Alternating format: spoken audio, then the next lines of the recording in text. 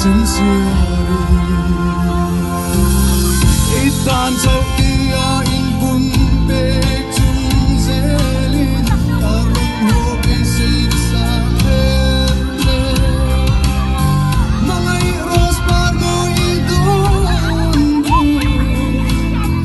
aron kia che chong nei mare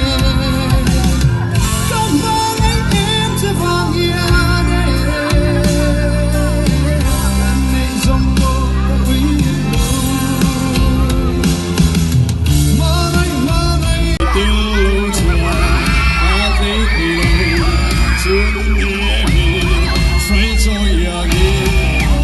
Joy mula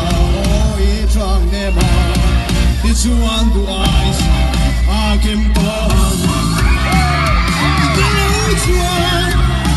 ka ti ti lo tu ne mi shui joy ya ni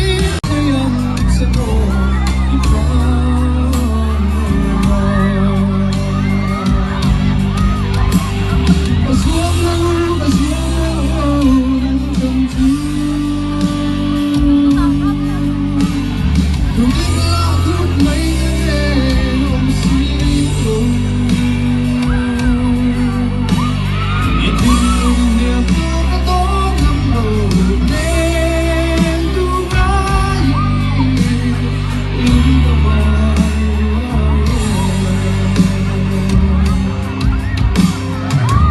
so she appeared everything but nothing and I don't know it's in the for